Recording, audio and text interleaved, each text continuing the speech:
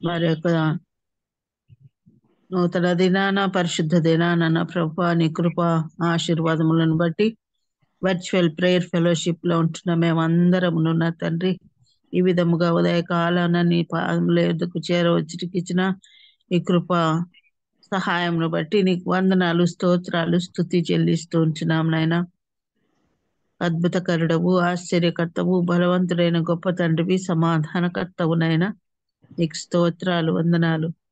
మా అందరికి ఇచ్చిన సమాధానాన్ని బట్టి వందనాలు నాయన. మా అందరికి ఇచ్చిన జీవమును బట్టి స్తోత్రాలు వందనాలు.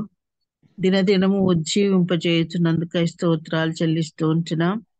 ఇంతవరకు నిన్ను స్తుతించి ఆరాధించి మహింపరిచి ఉంటున్నాం నాయన. దయామయుడవైన నా ప్రభా చేరవచ్చిన బిడ్డలందరినీ బట్టి నీకు స్తోత్రాలు వందనాలు. మరి ఈ దినము ఆ, విన్న సాక్ష్యమును బట్టి వేలాది కోటి స్తోత్రాలైనా వచ్చిన బిడ్డను బట్టి నా తండ్రి మీరు చేసిన అద్భుత కార్యము ఆశ్చర్యక్రియ నా తండ్రి ఎంతో గొప్పది నా ప్రభా నా తండ్రి. మరి అంతటి గొప్ప బిడకు స్వస్థతని ఇచ్చినందుకై వేలాది కోటి స్తోత్రాలు వందనాలు స్తుతి చెల్లిస్తుంటున్నాం. ఈ ఉదయకాలం నా తండ్రి మరి జాన్సన్ బ్రదర్ ను బట్టి ప్రత్యేకంగా ప్రార్థిస్తున్నానయ్యా. బిడ్డను ముట్టి సంపూర్ణ స్వస్థతను అనుగ్రహించమని శారీరక బలము ఆత్మీయ శక్తి బిడ్డకు నింపుమని ప్రార్థిస్తున్నానయ్యా. ఇంకా ఎంతమంది బిడ్డలైతే అనారోగ్యం చేత బాధపడుచుంటున్నారో అశ్వాసతో కృంగి ఉంటున్నారో మానసికంగానైనా నా తండ్రి తొందరలో ఉంటున్నారేమో నాయన దర్శించండి నా ప్రభా. ప్రతి బిడ్డను ఆదరించండి నా తండ్రి. నీ శాంతి నీ సమాధానము బిడ్డలకు అనుగ్రహించి బలపరచుమని ప్రార్థిస్తున్నాం. మరి దినమున్న తండ్రి నీ యొక్క పునరుద్ధార దినమై ఉంటున్నది నా ప్రభా. మేమందరమును ఈ చిత్తానుసారంగా బల్ల ఆరాధనలో పాలు పంపులు పొందుకొనుటకు నీ కృప దయచేయండి నాయన. నా తండ్రి మరి నీ బలియాగమును జ్ఞాపకం చేసుకునే కృపను దయచేయండి నాయన. అర్హతను అనుగ్రహించండి నా ప్రభా. నీకు స్తోత్రాలు వందనాలు స్తుతి చెల్లిస్తూ ఉంటున్నాం. ఆచారంగా కాకుండా నా తండ్రి ఏ, నా ప్రభా నీ యొక్క ఆజ్ఞను మేము పాటించు వారముగా ఉండునట్లు కృప దయచేయండి. మేమందరమును వర్చువల్ ప్రేయర్ ఫెలోషిప్ లో ఉంటున్న ప్రతి వ్యక్తిని బట్టి ప్రతి కుటుంబాన్ని బట్టి నీకు వేలాది కోటి స్తోత్రాలనైనా వందనాలు. దినదినము మెరుగములు ఆధ్యాత్మికంగా బలపరుస్తూ ఉంటున్నారు. నీకు వందనాలనైనా. అవునా తండ్రి నీ రాకడ సమయము సమీపమై వస్తూ ఉంటున్నదని మేము ఆ, గుర్తించుతూ వస్తూ ఉంటున్నాం నా తండ్రి. నీ సూచనలు మీరు చెప్పిన సూచనలు అనేకములు నెరవేరబడుతూ వస్తూ ఉంటున్నాయి. అందును బట్టి మేము మీరు హెచ్చరిస్తున్న విధానమును బట్టి కూడా నీకు స్తోత్రాలు వందనాలు స్తుతి చెల్లిస్తూ ఉంటున్నాం. నీ సువార్త నా తండ్రి ఇంకా అనేక ప్రాంతములలో నా తండ్రి ప్రకటింపబడలేదు.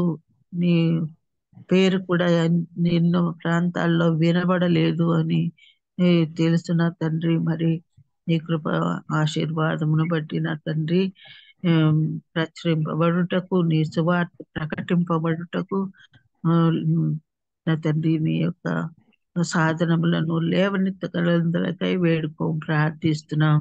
మీరు కార్యం జరిపింపబడకపోతే నా తండ్రి ఏ కార్యము నా తండ్రి జరగదు.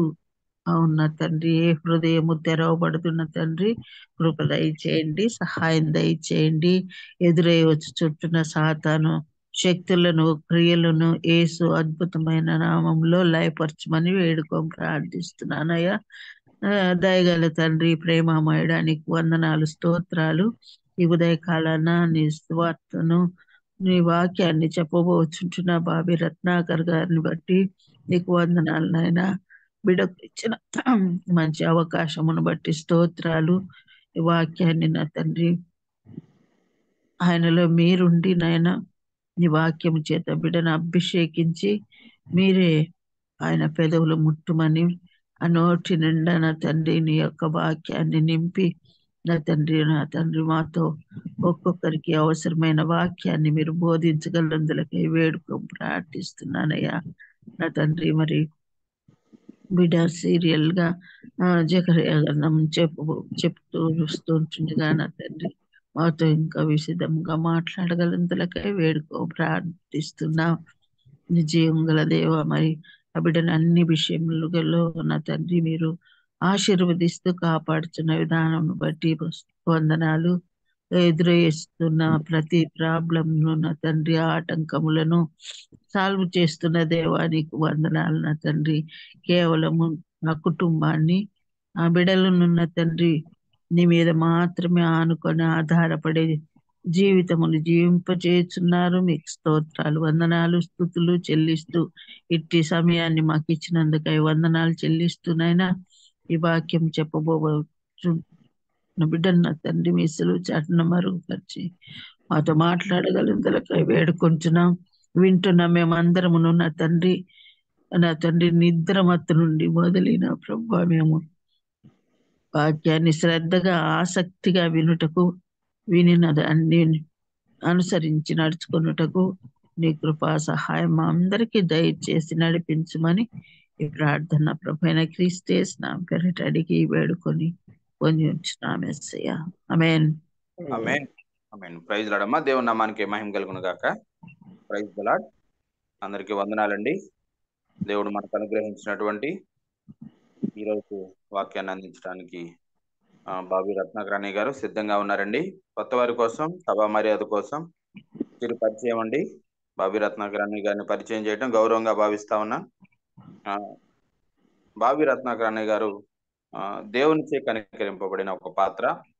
వేదాంత విద్య ఎడల వారికి ఆసక్తి, స్నేహితులు మరియు రుచిగల ఫుడ్ వారికి ఎంతో ఇష్టం. వారి ప్రియ సతీమణి గారు, షీలా గారు మరియు బావి గారులకు 3 కుమార్తెలు మరియు అనేక మంది ఆత్మీయ బిడ్డలు. అందమైన సాగర తీరం విశాఖపట్నంలో వారి నివాసం. వెల్కమ్ టు అన్నయ్య, ప్లీజ్. థ్యాంక్ యూ అమ్మా. డాక్టర్ స్వరూప్ గారు థ్యాంక్స్ అండి. మరి చేరి వచ్చిన ప్రతి ఒక్కరికి పేరు పేరున కృతజ్ఞతలు, వందనములు తెలియజేసుకుంటున్నానండి.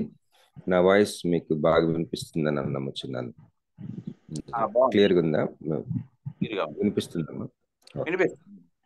ఓకే. మరి మెసేజ్కి వెళ్ళక ముందు కొన్ని మాటలు ఏంటంటే, జాన్సన్ హెల్త్ గురించి నిన్న నేను వాళ్ళ డాక్టర్ గారితో మాట్లాడాను. ఇంకా జాన్సన్ హాస్పిటల్లోనే ఉన్నాడండి. ఆ డాక్టర్ గారు లేడీ డాక్టర్ అన్నమాట. ఆవిడ విశాఖపట్నానికి చెందినవారట. తెలుగులో మాట్లాడుతున్నారు.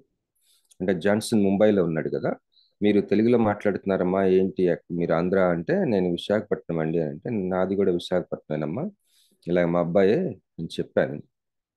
అయితే ఆవిడ ఏం చెప్పారంటే, మలేరియా నెగిటివ్ వచ్చిందండి, మిగతా అన్ని కూడా నెగిటివ్ వచ్చినవి, రికెట్సియా అని ఒక బ్యాక్టీరియాకి సంబంధించిన ఒక జ్వరం అని వాళ్ళు డౌట్ పడ్డారు.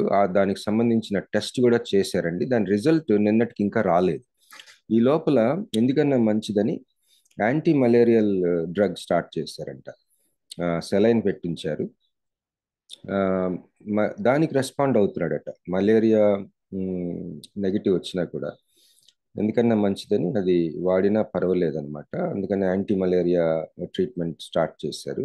జ్వరం కంట్రోల్ అయింది.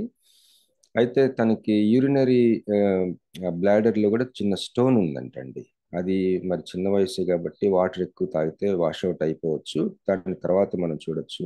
ఆ యూరినరీ బ్లాడరు స్వెల్లింగ్ ఉందంట. అబ్డామినల్ స్కాన్ చేశారట. సో చెప్పాలంటే పాపం కొద్దిగా ఏమంటారు, ఒక్కొక్కసారి మనకి బ్లడ్ టెస్ట్లో ఒకేసారి మలేరియా, టైఫాయిడ్ పాజిటివ్ రావటం, ఏమి దొరకకపోవటం, ఇవన్నీ గందరగోళంగా టెస్టుల్లో ఒక్కొక్కసారి దొరకదు కదా. అట్లా వీళ్ళు రికెట్సియా అని, అది దోమ కాటు వల్ల వస్తుందంటండి. కొండ ప్రాంతాల్లో ఉండే దోమల వల్ల ఈ రికెట్సియా అనే బ్యాక్టీరియా వల్ల వచ్చే జ్వరం అని వాళ్ళు అనుమానపడి, దీనికి కంప్లీట్ ట్రీట్మెంట్ ఉంది, పూర్తిగా తగ్గిపోతుంది, కాకపోతే యాంటీబయాటిక్స్ వాడాలి. బహుశా ఈ రోజు నుంచి వాళ్ళు యాంటీబయాటిక్స్, ఒకవేళ అది రికెట్సియా అని పాజిటివ్ వస్తే యాంటీబయాటిక్ పెట్టి ఇంటికి పంపించేస్తారని చెప్పారు. దయచేసి ప్రార్థనలో జ్ఞాపకం చేసుకోండి. దేవుని కృప ఏంటంటే, ఒక మంచి విశ్వాసైన సహోదరుడు తన కొలీగ్, తన రూమ్మేట్ కొలిగి మొత్తం తనతో ఉండి సహాయం చేస్తూ ఉన్నాడు. ఆ బాబుతో కూడా నేను మాట్లాడాను. ఆ డాక్టర్ గారు చాలా వివరంగా ఎక్స్ప్లెయిన్ చేశారు. దేవునికి స్తోత్రం కలుగును గాక. అయినా కూడా ఈరోజు జాయిన్ అయ్యాడు, మనతో ఉన్నాడు Johnson. Thank you, God bless you Johnson. మరి అలాగే మాన్సీ బర్త్డే గురించి వాళ్ళ అమ్మగారు దీప్తి గారు చెప్పారు కదండి. మరి మనలో చాలా మంది అప్పుడు ప్రార్థన చేశాం. నేనైతే మరి అలాగే ఇంకెవరికి చేయలేదేమో, అంత గట్టిగా విశ్వాసం పెట్టి ప్రార్థన చేశాను. ఎందుకంటే నాకు చాలా బాధ అనిపించింది ఆ బిడ్డ అలాగా. ఎందుకంటే కీర్తనల గ్రంథంలో ఒక మాట ఉంటుంది, మనందరికీ తెలిసిన వాక్యమే. సాతానుడు చిన్నపిల్లల్ని నాశనం చేసేసి వాళ్ళని చంపేయటానికి, అంతమొందించడానికి చూస్తాడు. కీర్తనలు 8వ అధ్యాయంలో ఈ మాట ఉంటుంది. ఏంటంటే, ఒక్క నిమిషం అండి, ఎవరైనా తీస్తే చదువుతారా? కీర్తన 8 2వ వచనం అనుకుంటా. కీర్తన 8:2. శత్రువులను పగ తీర్చుకుని వారిని మాన్పివేయుటకై నీ విరోధులను బట్టి బాలుర యొక్కయు చంటి పిల్లల యొక్కయు స్తుతుల మూలమున నీవు ఒక దుర్గమును స్థాపించి ఉన్నావు. దేవునికి స్తోత్రం కలిగిన కీర్తన 8:2 వచనం.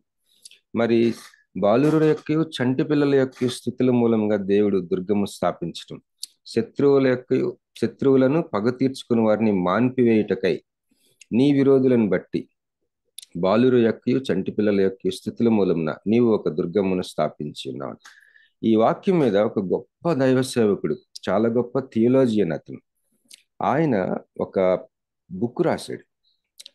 ఆయన ఒక పెద్ద మీటింగ్లో ఆయన డివోషన్ తీసుకున్నాడు.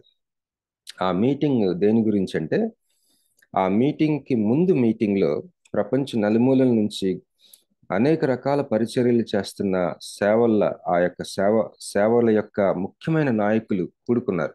బహుశా సింగపూర్లో అనుకుంటా. దాంట్లో వాళ్ళు నో అజెండా ఏంటంటే, ఆ ప్రోగ్రామ్ ఏం లేదు అక్కడ. దేవుని సన్నిధిలో గడిపి దేవుడు అసలు మనతో ఏం మాట్లాడుతున్నాడు, ఈ ప్రపంచంలో ఈ కాలంలో మనతో ఏం మాట్లాడుతున్నాడు అని వాళ్ళు కనిపెట్టినప్పుడు, వాళ్ళు అదంతా కూడా వాళ్ళ హృదయాల్ని వాళ్ళు పంచుకున్నప్పుడు వాళ్ళకి అర్థమైంది ఏంటంటే, చిన్నపిల్లల గురించి దేవుడు మాట్లాడుతున్నాడు, చిన్నపిల్లల పరిచర్య గురించి దేవుడు మాట్లాడుతున్నాడని వాళ్ళు ఒక నిర్ణయానికి వచ్చి, దాని మీద మళ్ళీ మనం కలుసుకుందామని చెప్పి, మీరు దేవుని సన్నిధిలో కనిపెట్టండి, దేవుడు ఎవరెవరికి ఏమేమి మాట్లాడతారో అవన్నీ కూడా ఒక చక్కగా రాసుకొని తీసుకురండి, మనం పంచుకుందాం, ఇక్కడ అందరం షేర్ చేసుకుందాం, ఎక్స్చేంజ్ అవుతాయి థాట్స్. అప్పుడు అదే ఆ 2వ మీటింగ్లో ఈయన ఈ కీర్తన 8వ అధ్యాయం 2వ వచనం ముఖ్యంగా దాని మీద ఆయన ఏం చెప్పారంటే, ఒక బిడ్డ గర్భంలో ఏర్పడిన ఆ యొక్క దినము దగ్గర నుంచి, కన్సీవ్ అయిన దగ్గర నుంచి, తల్లి గర్భంలో ఏర్పడిన మొట్టమొదటి క్షణం నుంచి సాతానుడు నాశనం చేసి ఎట్లా గొట్ట చంపేయాలని చూస్తాడట. గర్భంలో ఉండగానే నాశనం చేయాలని చూస్తాడు. సాతానుడు అవ్వచ్చు, వాడి ఏజెంట్స్ అవ్వచ్చు. మరి దానిని దేవుడు ఎలా ఎదుర్కొంటాడంటే, ఆ బిడ్డ పుట్టిన మొట్టమొదటి బర్త్డే రోజున తల్లి గర్భంలో నుంచి బయటకు వచ్చినప్పుడు డాక్టర్ గారు చెంప మీద కొట్టి ఒక ఏడిపిస్తాడు. ఫస్ట్ ఆ కేక లేకపోతే ఆ ఏడుపు సాతాను సామ్రాజ్యాన్ని ఒక్కసారి ఊపేస్తుందట. సాతాను ఉలిక్కి పడతాడట, భయపడిపోతాడట. సాతానుడు వాడి యొక్క సైన్యం అంతా కూడా గుండె జల్మంటదంట వాళ్ళకి. ఎందుకంటే దేవుడు సృష్టి ఆపలేదు, నెంబర్ 1.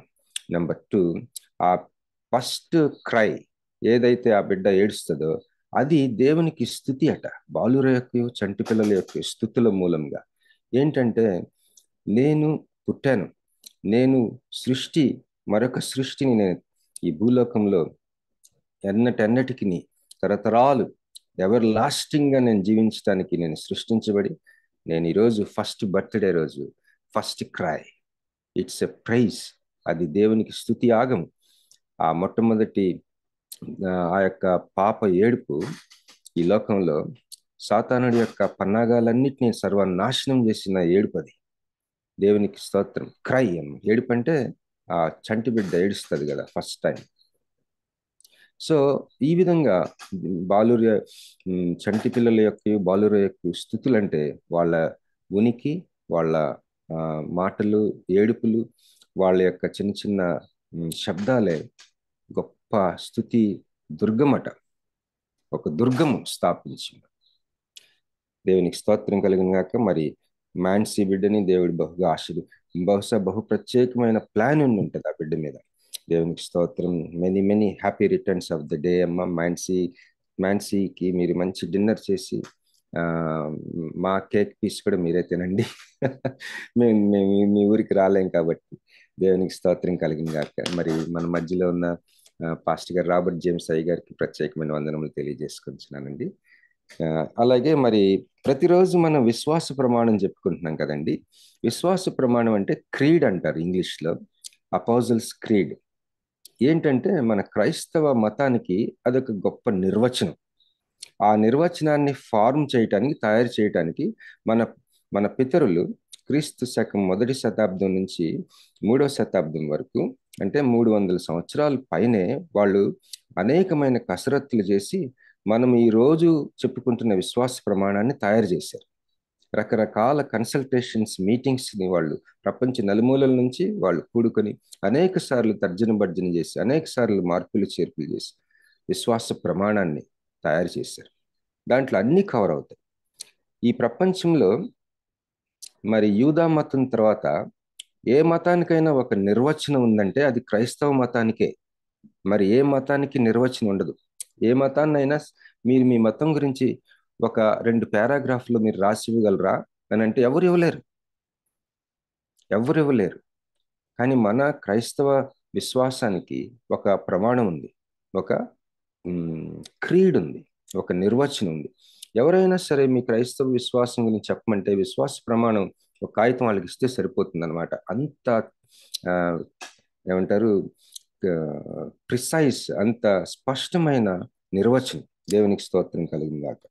మరి తర్వాత మనం ఈ మధ్యలో కొన్ని పాయింట్స్ మనం ప్రార్థన చేస్తున్నాం. టాలీవుడ్ అని, బాలీవుడ్ అని, హాలీవుడ్ అని, లేకపోతే రాజకీయ నాయకులని, స్పోర్ట్స్ అని, మీడియా అని, ఇవి 7 పర్వతాలు.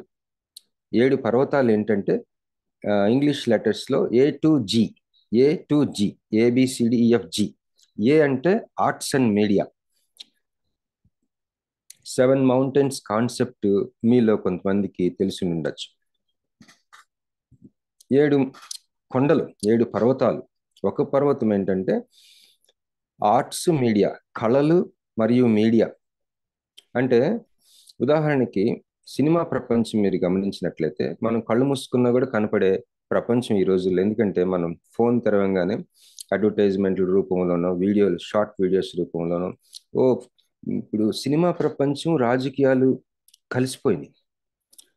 రాజకీయాలు మన జీవితాలు కలిసిపోయినాయి. రాజకీయాలు అన్ని రకాలైన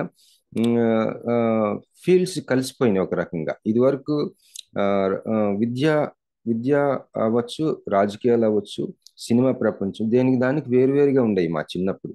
కానీ ఇప్పుడు అన్ని కలిసిపోతుంది. మనం కాదన్నా కూడా మనం మనకి మన మన మన నోటీస్కి వస్తూ ఉంది.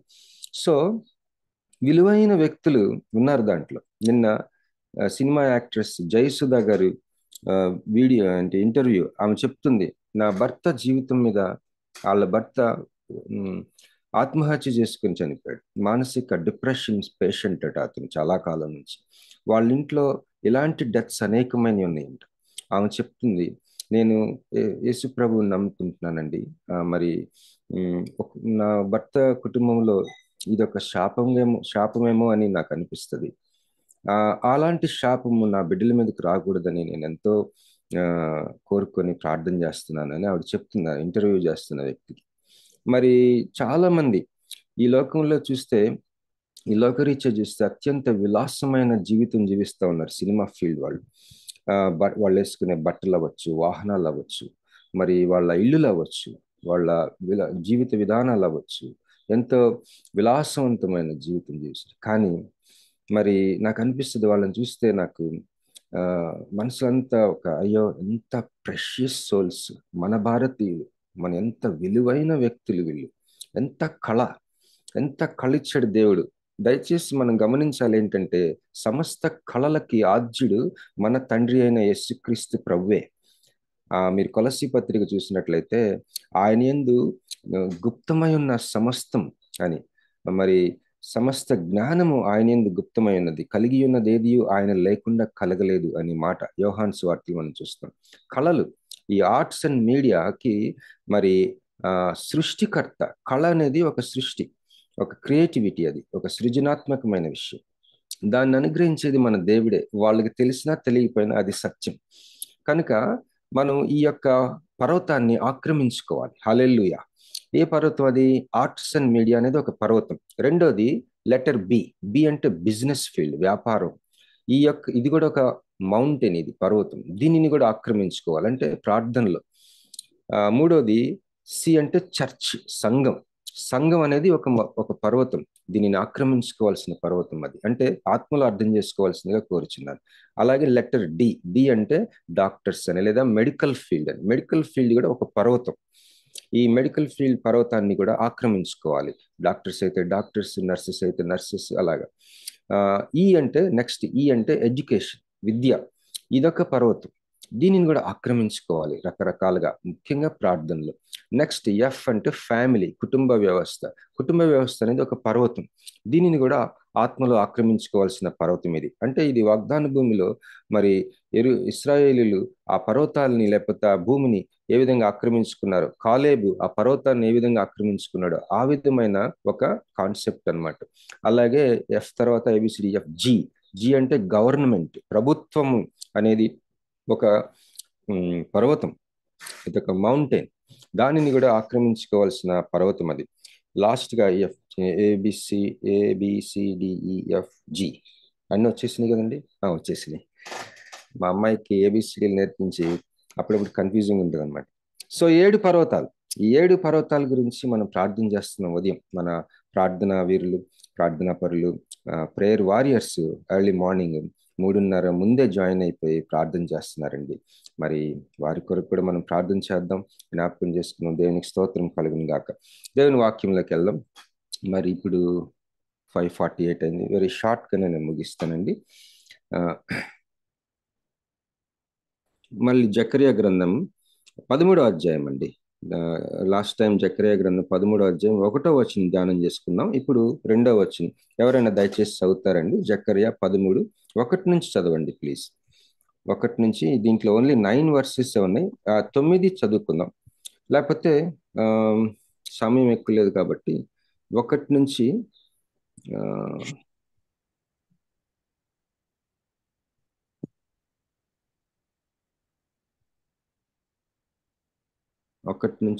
3 వరకు చదవండి అమ్మా.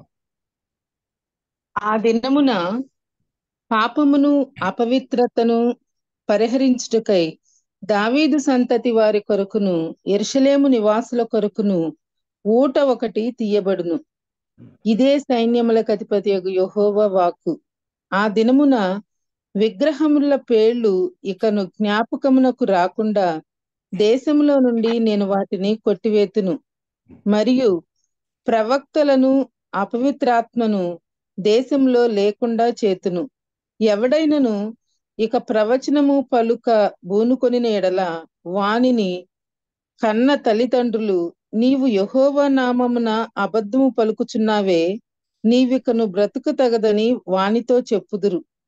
వాడు ప్రవచనము పలుకగా వానిని కన్న తల్లిదండ్రులే వాని పొడుచుదురు. చాలమ్మా, థ్యాంక్ యూ అమ్మా. మరి ఇంకొకసారి నేను జ్ఞాపకం చేస్తాను. ఈ యొక్క కాంటెక్స్ట్ ఏంటంటే, జకరియా మరి హగ్గయి, జకరియా సమకాలికులు. అప్పుడు అసలు ఏం జరిగింది, ఎందుకు రాస్తా ఉన్నాడు, ఇతను ఎందుకు ప్రవచిస్తున్నాడు, ఏంటి సందర్భం అంటే, మరి బబులోను చెర 70 సంవత్సరాలు చెర. మరి మొన్న కూడా మన తరుణ్ గారు ఎంతో వివరంగా చెప్పారు ఆ రాజులు, చక్రవర్తుల గురించి. 70 సంవత్సరాలు దానియేలు గ్రంథం గురించి మాట్లాడుతూ షేర్ చేసుకున్నారు. ఆ 70 సంవత్సరాలు ముగిసిన తర్వాత ఇశ్రాయేలీలు తిరిగి యెరూషలేంకి వస్తారు.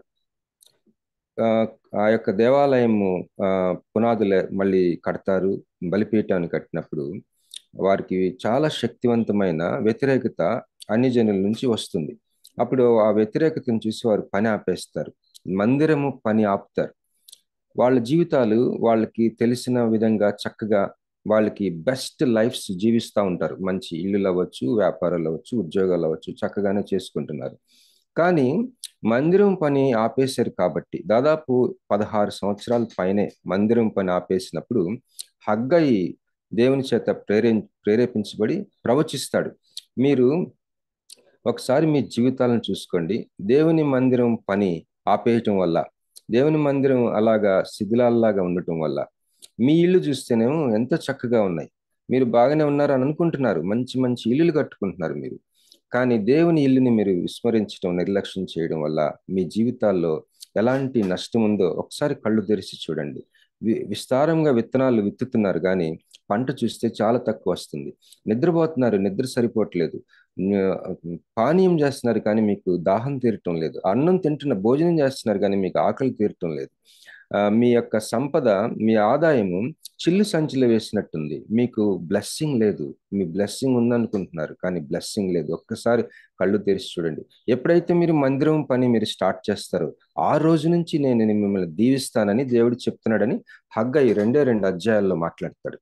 అదే సమయంలో మరొక చోట నుండి అదే సమయంలో హగ్గయి ప్రవచిస్తున్న సమయంలోనే జకర్యా కూడా ప్రవచించడం మొదలు పెడతాడు. జకర్యా ఏం చేస్తాడంటే అసలు పరలోకంలో ఏం జరుగుతుందో చూపిస్తాడు వాళ్ళకి.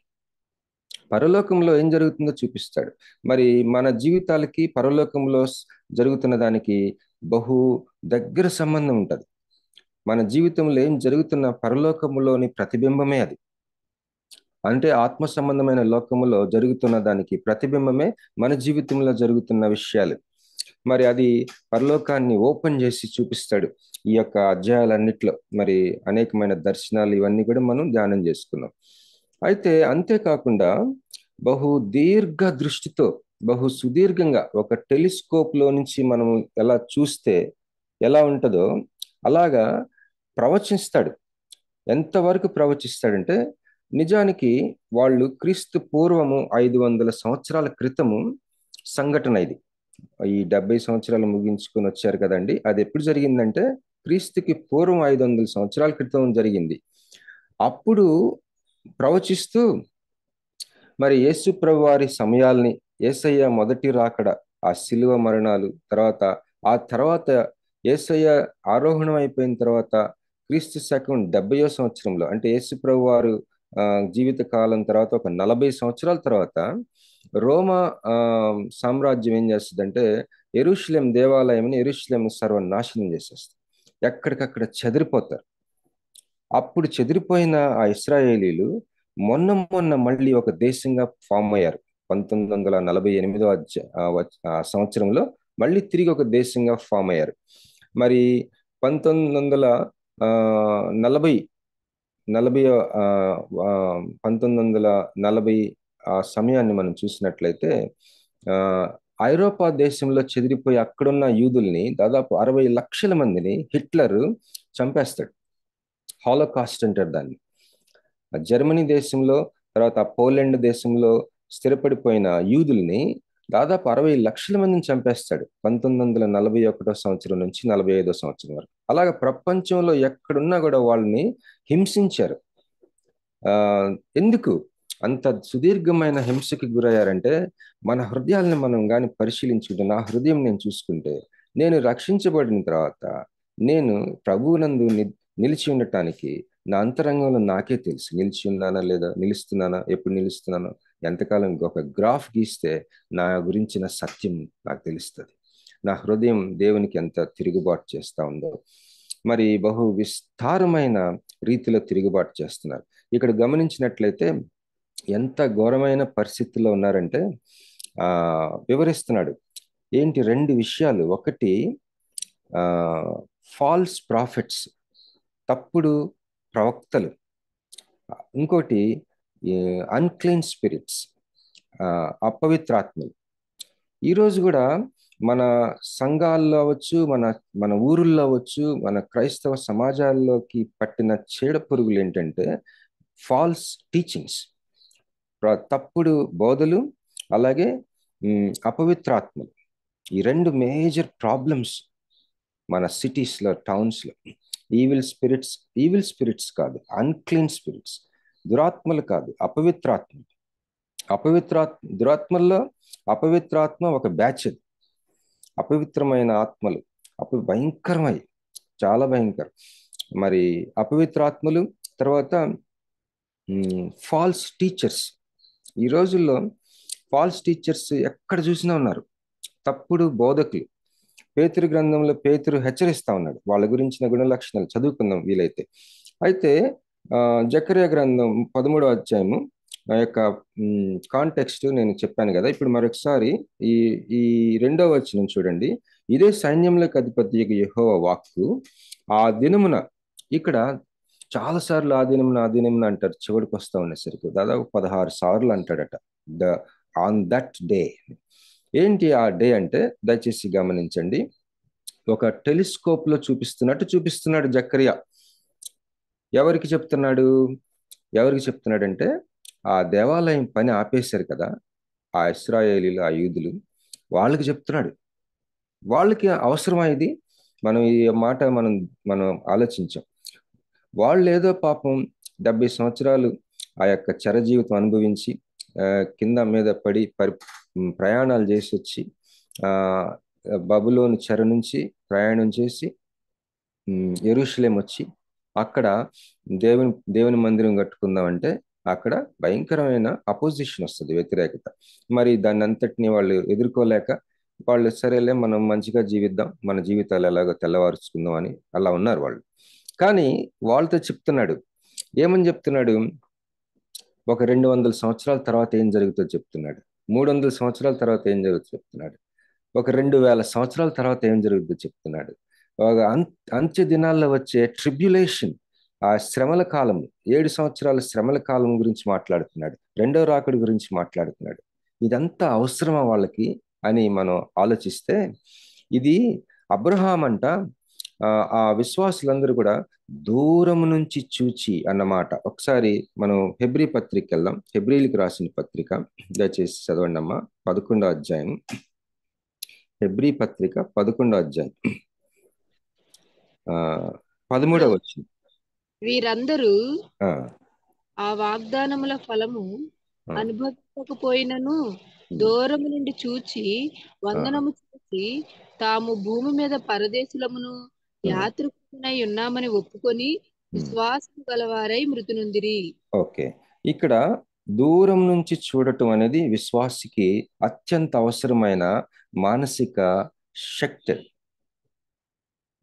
మన మనస్సు చాలా అవసరం. అందుకని దేవుడు ఆయన్ని మనస్ఫూర్తిగా ప్రేమించమన్నాడు. నీ పూర్ణ హృదయంతోనూ నీ పూర్ణ మనస్సుతోనూ అన్నమాట. పూర్ణ మనస్సు చాలా ముఖ్యం. మనసు బాగలేదంటాం, మనసు బాగుందంటాం, తర్వాత మానసిక ఏమంటారు మనోవ్యాధి అంటాం. మనస్సులోనే అన్ని యుద్ధాలు జరుగుతాయి, మనస్సులోనే సమస్తం జరుగుతాయి. మనసు చాలా ముఖ్యం. ఒకసారి ఒక తమ్ముడు నాకు, అన్న విశ్వాస జీవితంలో ముఖ్యమైనది ఏంటో తెలుసా నీకు అన్నాడు. ఏంటమ్మా అంటే, మనసు అన్నా, మనసే మెయిన్ అన్నాడు. మనసే సమస్తం అన్నాడు. నిజమే. మనసుకి ఒక స్థితి దేవుడు మనల్ని సృష్టించిన దేవుడు విశ్వాసిగా మన మనసుకి ఒక స్థితి అవసరమని గ్రహించి ఆయన ఆ డిజైన్ పెట్టాడు. కాబట్టి విశ్వాసికి ఇమీడియట్ గా చూడటమే కాకుండా వెంటనే జరిగే తన జీవిత కాలంలో జరిగే చూడటమే కాకుండా దూరం నుంచి చూసి అని. అబ్రహాం అంట అసలు యేసుప్రభు అంటాడు యోహాను సువార్త 8వ అధ్యాయము 56వ వచనంలో ఈ మాట అంటాడు. యోహాను 8:56లో, మీ తండ్రి అయిన అబ్రహాము నా దినము చూతునని మిగులు ఆనందించెను, అది చూచి సంతోషించెను అని. అబ్రహాము యేసు ప్రభు దినం చూశాడట. ఇది ఇంకా సుదీర్ఘమైన కాలాలు ఉన్న యేసు ప్రభు టైంకి, అబ్రహాం టైంకి అనేకమైన వంశావళులు, అనేకమైన శతాబ్దాలు ఉన్నాయి మధ్యలో. వాటన్నిటిని దాటుకుని అబ్రహాము ఏం చూశాడట? నా దినం, యేసు ప్రభు దినము చూతునని మిగులు ఆనందించను, అది చూచి సంతోషించు. ఇక్కడ హెబ్రీ పత్రికలో 11వ అధ్యాయము మరొకసారి చదువుతారమ్మా మాట. హెబ్రీ 11:13. నేను తీశాను. వీరందరూ అంటే పైన ఎవరెవరి గురించి మాట్లాడుతున్నాడు? ఇది విశ్వాస వీరుల చాప్టర్ ఇది. వాళ్ళు ఫస్ట్ స్టార్ట్ చేశాడు ఎవరి గురించి? హేబేల్ గురించి మాట్లాడాడు, ఆ తర్వాత హానోకు గురించి మాట్లాడాడు, ఆ తర్వాత నోవహు గురించి మాట్లాడాడు, ఆ తర్వాత అబ్రహాం గురించి మాట్లాడాడు. అబ్రహాం గురించి మాట్లాడటం అనేది 8వ వచనంలో స్టార్ట్ చేశాడు. హెబ్రీ 11:8. అబ్రహాము పిలువబడినప్పుడు విశ్వాసమును బట్టి ఆ పిలుపునకు లోబడి తాను స్వాస్థ్యముగా పొందనయున్న ప్రదేశమునకు బయలు వెళ్ళెను, మరియు ఎక్కడికి వెళ్ళవలనో అది ఎరుగక బయలు వెళ్ళెను. విశ్వాసమును బట్టి అతడును అతనితో ఆ వాగ్దానమునకు సమాన వారసులైన ఇస్సాకు యాకోబు అను వారును గుడారములలో నివసించుచు అన్యుల దేశంలో ఉన్నట్టుగా వాగ్దత్త దేశంలో పరవాసులైరి. ఏలయనగా దేవుడు దేనికి శిల్పియు నిర్మాణకుడునై ఉన్నాడో పునాదులు గల ఆ పట్టణం కొరకు అబ్రహాం ఎదురుచూచుచుండెను. విశ్వాసమును బట్టి శారాయు వాగ్దానం చేసిన వాడు నమ్మదగిన వాడని ఎంచుకొనెను గనుక తాను వయస్సు గతించినదైనను గర్భము ధరించుటకు శక్తి పొందెను.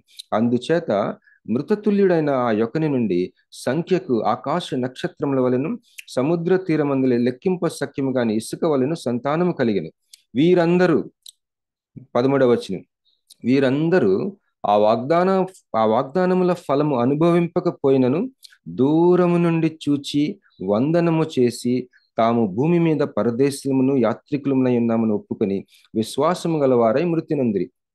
దూరం నుండి చూడటం అనేది మనం గుర్తుపెట్టుకోవాల్సిన మాట ఈరోజు.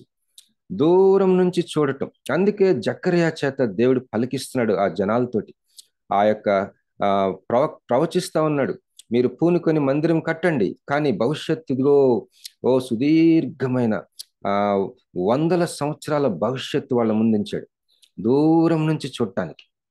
వాళ్ళు యేసు ప్రభు సిలువని అటు నుంచి చూశారు, మనం ఇప్పుడు ఇటు నుంచి చూస్తున్నాం. అటు నుంచి చూడటమే కాకుండా మనల్ని కూడా చూశారు వాళ్ళు. ఆ ప్రవక్తలందరూ అంట వాళ్ళల్లో ఉన్న క్రీస్తు ఆత్మ అసలు దేని గురించి, ఏ కాలాల గురించి చెప్తుందో, ఏ కాలాల గురించి ప్రస్తావిస్తున్నారో వాళ్ళు బాగా స్టడీ చేస్తే మన గురించి అని వాళ్ళకి అర్థమై సంతోషించారంట వాళ్ళు ప్రవక్తలందరూ. తర్వాత ప్రకటన గ్రంథం 19వ అధ్యాయం 10వ వచనంలో ఈ మాట ఉంటుంది ఏంటంటే, యేసుని గురించిన సాక్ష్యమే ప్రవచన సారం అని. యేసుని గురించిన సాక్ష్యమే ప్రవచన సారం.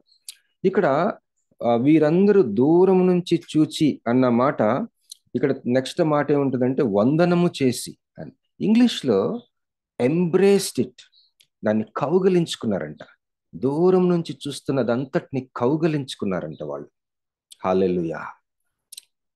అందువలన వాళ్ళు ప్రస్తుత జీవితం మనసులో ఈ దూరం నుంచి చూసి ఆ చూస్తున్నదంతా కౌగలించుకున్న ఆ యొక్క మానసిక స్థితిలో వారి ప్రస్తుత జీవితాల్లో మసలుకున్నారు.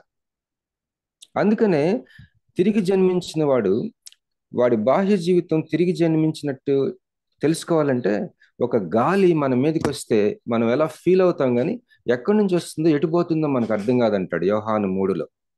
అలాగే తిరిగి జన్మించిన వాడు కూడా ఉంటాడంట.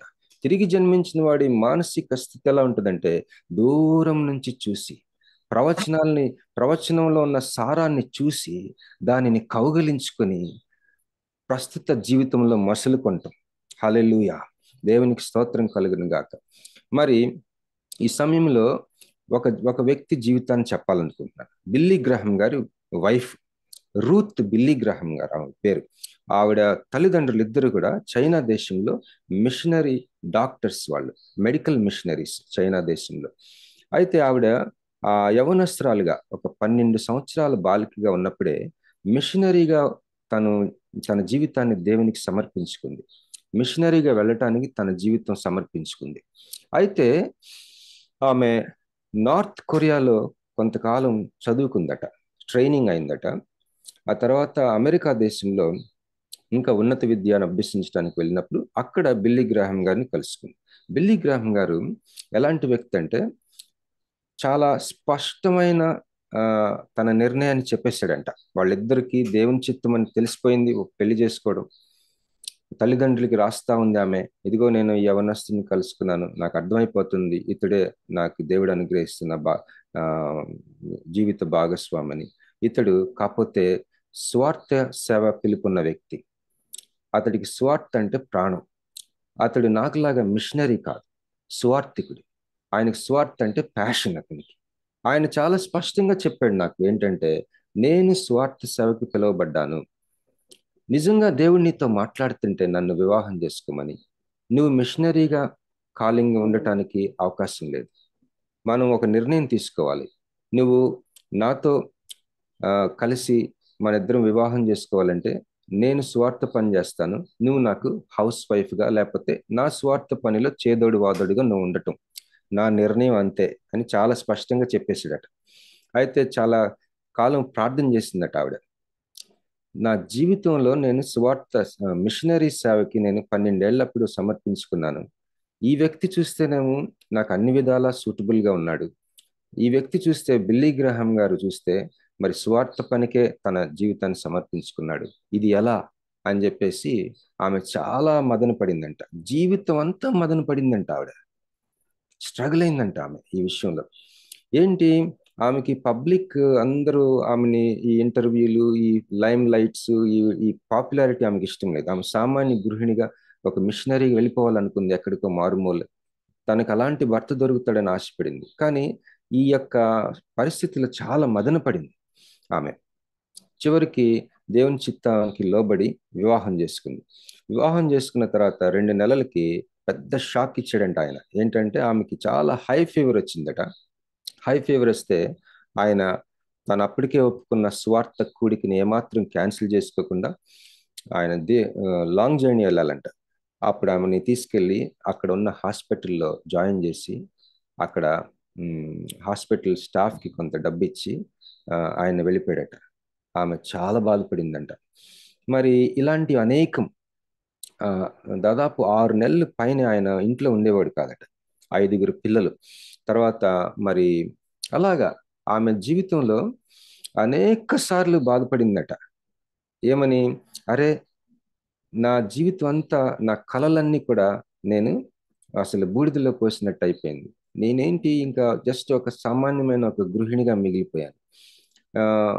కానీ ప్రతిసారి ఎక్కువగా బైబిల్ చదువుకునేదట. ఆమె ఎక్కువగా బైబిల్ చదువుకునేదట. డైరీ రాసుకునేదట. ఆ డైరీలో తన ఫీలింగ్స్ అన్ని రాసుకునేదట. ఒకసారి అయితే తన భర్త క్రూసైడ్లో అక్కడ వస్తున్న వాళ్ళకి ఒక్కొక్కరికి పరిచయం చేద్దాం, వాళ్ళతో మాట్లాడదామంటే ఆమెకి ధైర్యం చాలలేదట. అలాగా చాలా స్ట్రగుల్ అయ్యేదట ఆమె. ఒక్కొక్కసారి స్టేజ్ మీద కూర్చోవడం ఆమెకు అస్సలు ఇష్టం ఉండదట. భర్తతో స్టేజ్ మీద కూర్చోవడం అంటే ఆమెకి ఆ పాపులారిటీ అటన్నిటి ఆమెకి ఇష్టం లేదు. ఆమె వెంటనే పరిచయం చేసిన తర్వాత స్టేజ్ మీద కాసేపు కూర్చొని మళ్ళీ వచ్చి జనాల్లో కూర్చునేదంట.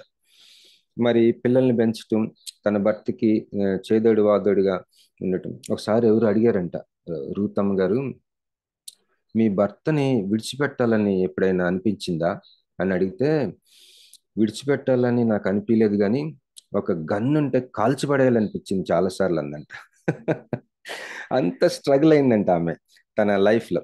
చివరికి ఆమె ఒక గ్రహింపుకి వచ్చింది. ఏంటంటే, నేను మిషనరీగా సమర్పించుకొని ఏదన్నా ఒక ప్రాంతం వెళ్ళి అక్కడ దేవునికి అనేక మందిని సంపాదించాలనుకున్నాను.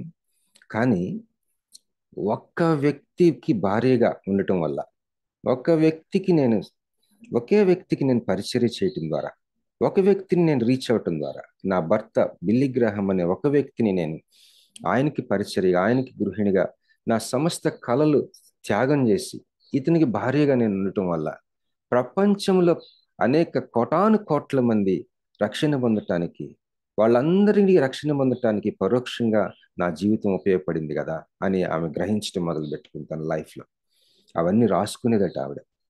నేను ఎందుకు చెప్తున్నానంటే, దూరం నుంచి చూచి అన్నమాట. ఈ ఈ ఈ క్రైస్తవ చరిత్రని రాసినప్పుడు ఈ మధ్యలో బిల్లీ గ్రహాం గారిది ఒక మైల్ స్టోన్ గా గుర్తిస్తా ఉన్నారు. ఇప్పుడు చూడండి, మత్తయి సువార్తలో అబ్రహాం వంశావళిని స్టార్ట్ చేసి హిస్టరీ రాస్తారు కదా, అట్లా మరి ఈ క్రైస్తవ సంఘము 2000 సంవత్సరాల్లో అసలు ఏమేమి జరిగినాయి అని చరిత్రకారులు రాస్తున్నప్పుడు బిల్లీ గ్రహాం గారి జీవితం ఒక మైల్ స్టోన్. మరి ఆవిడ గురించిన ఆ యొక్క లైఫ్ స్టోరీ చదివినప్పుడు ఆమె ఎంత త్యాగం చేసింది, ఎంత మదన పడింది, ఎంత ప్రశ్నలతో ఆమె సతమతమైంది. చివరికి ఆమె తనను తాను ఫోకస్ చేసుకుంది. తన విశ్వాస జీవితాన్ని ఒక ప్రొఫెటిక్ గ్రహింపు ఉంది కాబట్టి, ఆవిడికి ఒక ప్రవచనాత్మకమైన దూరదృష్టి ఉండబట్టి, ఇక్కడ 13వ అధ్యాయం, వీరందరూ ఆ వాగ్దానముల ఫలము అనుభవింపకపోయినను దూరం నుండి చూచి దానిని కౌగలించుకొని తాము భూమి మీద పరదేశులమును యాత్రికులమునై ఉన్నామని ఒప్పుకొని విశ్వాసం గలవారై మృతి నొందిరి. ఇంకొక వ్యక్తి జీవితం చూసి మనం క్లోజ్ చేసుకుందాం. ఏంటంటే ఆయన పేరు అగస్టిన్. మనలో చాలా మంది అగస్టిన్ అని పేరు పెట్టుకుంటుంటాం. అగస్టిన్ అనే వ్యక్తి క్రీస్తు శకం 4వ శతాబ్దంలో ఉన్నాడు. మహా గొప్ప వ్యక్తి. అగస్టిన్ ఆఫ్ హిప్పో, బిషప్ అతను ఆ రోజుల్లో. Bishop Augustine hippo. బిషప్ అన్న మాటకి ఒక్కొక్క యుగంలో ఒక్కొక్క కాలాల్లో ఒక్కొక్క మీనింగ్ ఉంది. మనం థియాలజీలో మనం చదువుతా ఉన్నప్పుడు థియాలజీ థియలాజికల్ స్టడీస్లో బిషప్ గిరి అనే ఒకటి. Bishop is a completely different ఏమంటారు ఫంక్షన్ అది ఆ రోజుల్లో. ఇప్పుడు కూడా చాలా మంది బిషప్ బిషప్ బిషప్ అంటున్నాం, కానీ అసలు బిషప్ అన్నది ఆ రోజుల్లో కంప్లీట్లీ డిఫరెంట్. అది బిషప్ అన్నమాట. ఇతనికి కొంత ఏమంటారు ఆ యొక్క క్రైస్తవ సంఘంలో అతనికి ఒక విశిష్టమైన అధికారం, అదొక స్ట్రక్చర్. అది బిషప్కి పైన పోప్ ఉంటాడు. అదొక హైరార్కీ అనమాట. ఆ యొక్క అధికారం, ఆ యొక్క ప్రభుత్వ తీరు పోప్ తర్వాత బిషప్స్ పరిపాలిస్తూ ఉంటారు. అవి క్రైస్తవ సమాజాలు డామినేట్ చేస్తున్న దేశాలు అవి. సరే, అయితే ఇతను ఒక మాట రాశాడండి, అది చాలా బాగుంది. ఆయన మరి దేవుని చేత పట్టబడిన ఒక యవనస్తుడు, జీవితాన్ని ఇష్టానుసారంగా జీవించిన వ్యక్తి, కానీ దేవుని చేత పట్టబడి మరి దేవునికి సమర్పించుకొని చాలా తప్పుడు బోధలకి జవాబిచ్చిన ఒక వ్యక్తి.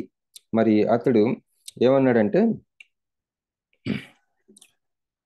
Man kind is divided into 2 sorts. మానవ జాతి 2 వర్గాలుగా విభాగింపబడిందట. Such as live according to man. ఒక వర్గం ఏంటంటే మనుష్య రీతిగా జీవించేవారు. రెండవ వర్గం దేవుని ప్రకారం జీవించేవారు, దేవునికి అనుకూలమైన జీవితం జీవించేవారు ఒక గ్రూప్ అయితే, మనుషులకు అనుకూలంగా జీవించేవారు ఒక గ్రూప్. ఈ రెండింటిని ఆయన 2 పట్టణాలు అన్నాడు, 2 సిటీస్ అన్నాడు. ఒకటేమో పరలోక పట్టణం, అది ఈ లోక పట్టణానికి లేదా రోమా అనే ఈ లోకానికి గుర్తుగా ఉన్న ఈ రోమా పట్టణం మీద ప్రకాశిస్తున్నది. ఈ పట్టణం ఏమో చీకటిగా ఉంటే పరలోక పట్టణం ఈ లోక పట్టణం కంటే ఎక్కువగా ప్రకాశిస్తా ఉంది. దయచేసి ఇప్పుడు చెప్పబోయే మాట వినండి. అక్కడ విజయం కాదట ఉండేది, సత్యమట. విజయానికి బదులుగా అక్కడ సత్యం ఉంటుందట. మీరు మరి ఎంతమంది మెలుగున్నారో నాకు తెలియదు, కానీ instead of victory there is truth. మనం ఆలోచించవలసిన విషయం. మన గోల్ విక్టరీ అవుతుంది ఒక్కోసారి. నో, మన గోల్ సత్యం అవ్వాలి. సర్వ సత్యంలోనికి నడిపిస్తానన్నాడు. సత్యం అనే బెల్ట్ అన్నాడు, సత్యం అనే బెల్ట్ కట్టుకోవాలన్నాడు. మన జీవితంలో సత్యం. మరి యోహాను పత్రికలు రాస్తూ నా స్పిరిచువల్ చిల్డ్రన్ సత్యంలో నడుచుకోవటం నాకు ఎంత సంతోషిస్తుందని రాస్తూ ఉంటాడు. సత్యం అన్న దాని గురించి మనం ఆలోచిస్తే మరి ఇతను ఏం చెప్తున్నాడు, విజయానికి బదులుగా సత్యం ఉంటుందట ఆ పరలోక పట్టణంలో. దేవునికి స్తోత్రం కలుగును గాక. మరి ఇంకో మాట ఏంటంటే, మేటియస్ విలియమ్స్ అనే అతను ఈ విధంగా అన్నాడు, we mature with the damage, not with years. సంవత్సరాలు అలాగా సంవత్సరాలు జరుగుతున్న కొద్దీ మెచ్యూరిటీలోకి వెళ్తామని మీరు అనుకుంటున్నారేమో, కానే కాదు. మనం మెచ్యూరిటీలోకి మనం సంపూర్ణంగా ఎలా అవుతామంటే, మనకు అవుతున్న గాయాలు, మనకు నష్టాలు, మనకు జరుగుతున్న హాని, మనకు జరుగుతున్న కీడు, వీటి వల్ల మెచ్యూరిటీలోకి వస్తామట. Not with years. ఎంత మంచి మాట అన్నాడు చూడండి. మరి నిన్న ఒక సహోదరి మన ఇంటికి వచ్చారు. ఆవిడ లంతాపూర్ నుంచి వచ్చారు. హెల్త్ వర్కర్ అంట. అక్కడ ఉన్న మిషనరీస్ చిల్డ్రన్స్ స్కూల్లో హెల్త్ వర్కర్ అట. ఆ సహోదరి స్టోరీ చూస్తే జీవితం ఎంత బాధేసింది మాకు. భర్త చనిపోయాడు, తనకి ఒకే ఒక కుమారుడు పాస్టర్గా చేస్తూ ఉంటే ఆ కుమారుడు కూడా 2019లో చనిపోయాడు.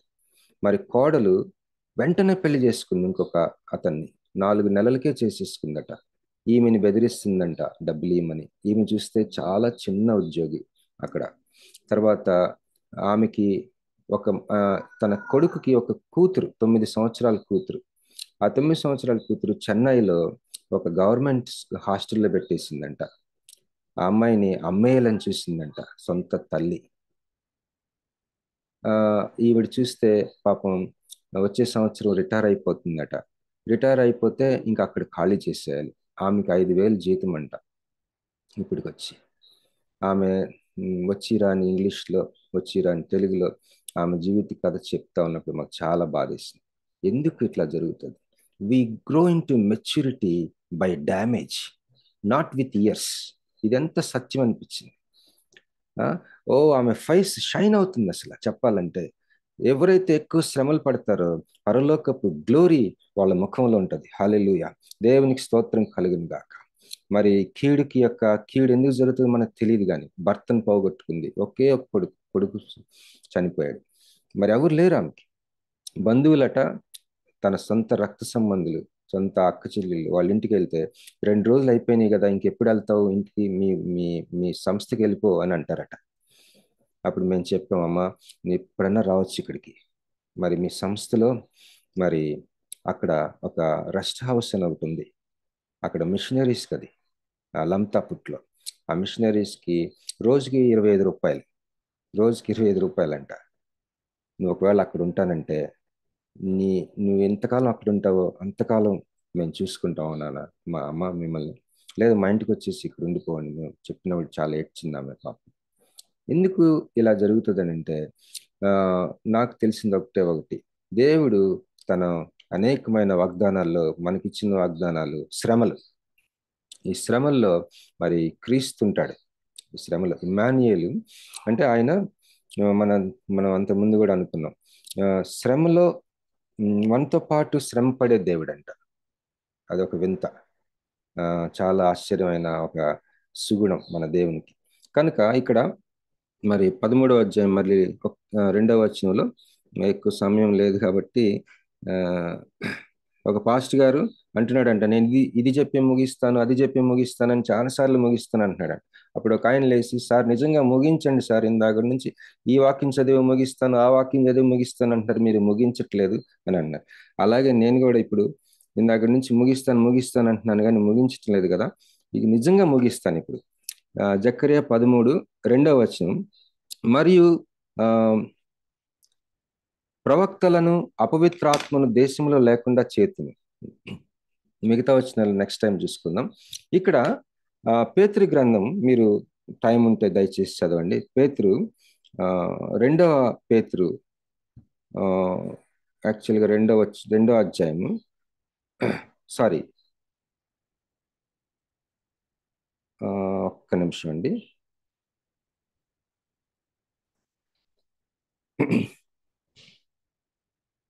రెండో పేతురు 2వ అధ్యాయం, 2 పేతురు 2వ అధ్యాయం అంతా ఈ అబద్ధ ప్రవక్తల్లాగా అబద్ధ బోధకులు అంటే ఫాల్స్ టీచర్స్, వీళ్ళని ఎలా గుర్తుపట్టచ్చు, ఇది చాలా ముఖ్యం విశ్వాసులకి.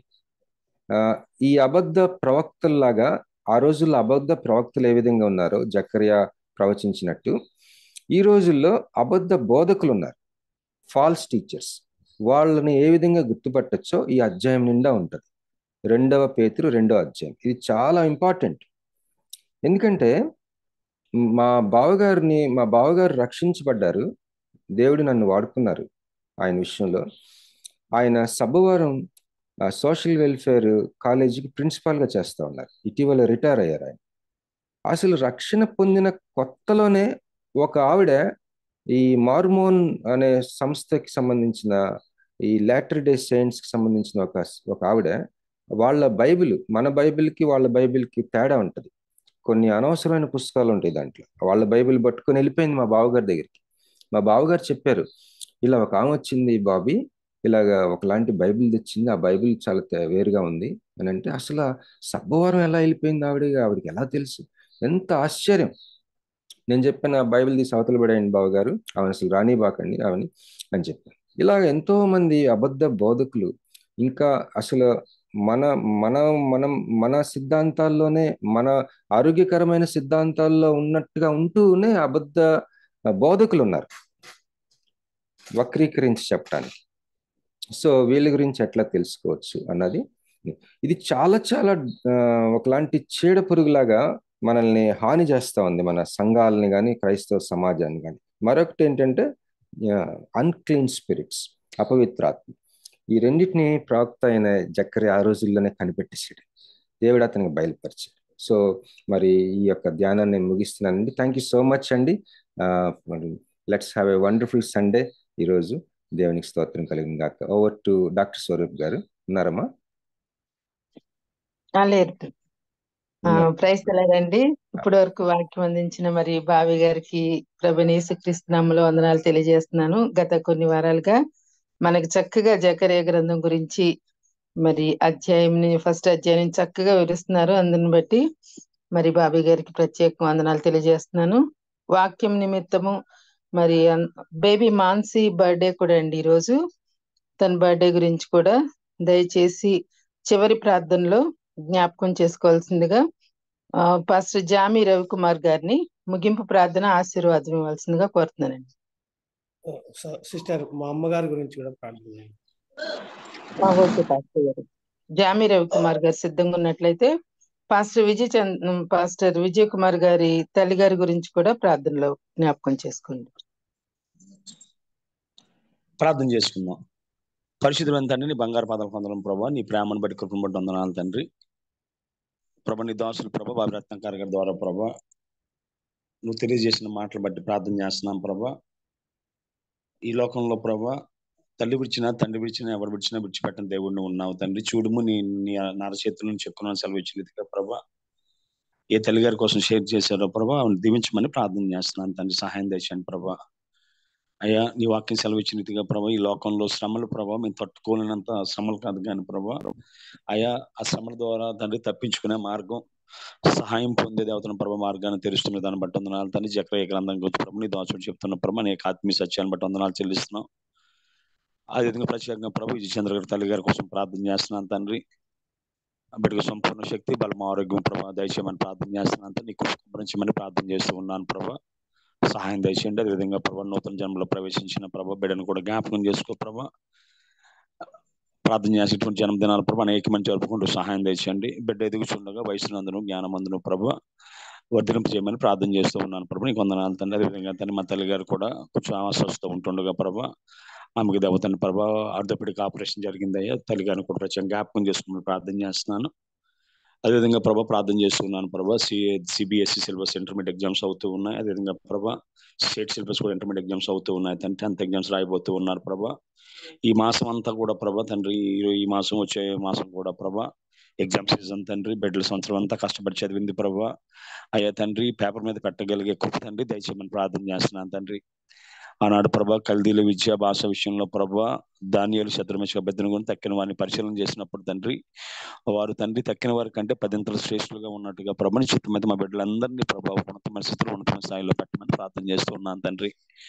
ప్రత్యేకంగా ప్రభా దిన ఆదివారం దినాన ప్రభా పరిశుద్ధ బలను తాకబోతుండగా ప్రభా నీ కృప మాతో ఉంచమని ప్రార్థన చేస్తున్నాను తండ్రి.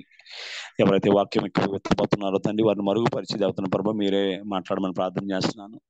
ఎవరైతే వాక్యం వినడానికి సిద్ధపడుతూ ఉన్నారో ప్రభా అయ్యా తండ్రి సిద్ధపరిచిన పొలాల వల్లే ప్రభా అయ్యా తండ్రి 30 దంతులుగా 60 దంతులుగా 100 ఫలింపజేసే పొలాల్లో హృదయాన్ని సిద్ధపరచమని ప్రార్థన చేస్తున్నాను తండ్రి. మరొకసారి ప్రభా దినాన వాక్యాన్ని షేర్ చేసుకున్న ప్రభా బాబి రత్నకరంగా ప్రపంచంగా దీవించండి. ఆయనకి ఇచ్చిన ప్రభా అనేకమైన ప్రభా ఆత్మీయ అనుభవాలను బట్టి పరిస్థితిని బట్టి వందనాలు చెల్లించుకుంటూ ఉన్నాం. సహాయం దయచేయండి. అదేవిధంగా దేవతను పడి ఇందులో పాల్గొన్న బిడ్డలందరినీ పేరు పైన దీవించి సకల మహిమగంత ప్రభ మీరే పొందుకోమని మరొకసారి ప్రభా విజయ్ కుమార్ గారి తల్లి గారిని అదే నూతన జన్మలో ప్రవేశిస్తున్న బిడ్డని చేతికి అప్పగించుకుంటూ ఈ చిన్న ప్రార్థన మా ప్రభులు ప్రియకుమారుడైన యేసుక్రీస్తు నామని అడిగేట్టుకున్నాం పరమ తండ్రి. ఆమెన్. పరలోకం మా తండ్రి, మీ నామం పరిశుద్ధపరచబడును గాక, మీ రాజ్యం వచ్చును గాక, మీ చిత్తం పరలోకం మీద నుండి భూమి మీద నెరవేరును గాక. మాకు కావాల్సిన మనం దయచేయము, మనసు క్షమించు ప్రకారం క్షమించము, మమ్మల్ని శోధనలో తెక్కని తప్పించము. ఎందుకంటే రాజ్యము, బలము, మహిమ నిరంతరం ఉన్నావు తండ్రి. ఆమె మన తండ్రి అయిన దేవుని ప్రేమ, కుమారుడైన యేసుక్రీస్తు కృప, పరిశుద్ధ ధన్యమైన సహవాసం, వాక్యం చెప్పిన దాసులకు, పాల్గొన్న బిడ్డలకు, విజయ్ కుమార్ గారి తల్లి గారికి, నూతన ప్రవేశించిన బిడ్డకు, అదేవిధంగా ఎగ్జామ్స్ రాస్తున్న బిడ్డలకు ఆయన కృప సదాకాలము తోడే నడిపించును గాక. ఆమేన్. ఆమేన్. ఆమేన్. ఆమేన్. థ్యాంక్ యూ పాస్టర్ గారు. బాబీ గారికి ప్రార్థించిన మరి జామి రవికుమార్ గారికి ప్రత్యేక వందనాలండి. మరి సేమ్ లింక్ ప్రతిరోజు 3:30కే ఓపెన్ అవుద్దండి. మీకు అనుకూలతను బట్టి మీరు జాయిన్ అవ్వాల్సిందిగా కోరుచున్నాను. ఈ మెసేజెస్ అన్ని యూట్యూబ్ లో ఉంటాయండి. బాబీ రత్నాకర్ అని టైప్ చేస్తే యూట్యూబ్ లో వస్తుందండి. దయచేసి మీకు వీలున్నప్పుడు సమయం ఉంటే దయచేసి ఆ మెసేజెస్ కూడా చూడొచ్చండి. ప్రార్థన ముగించుకుందాం. హ్యావ్ ఏ బ్లెస్డ్ డే అండి.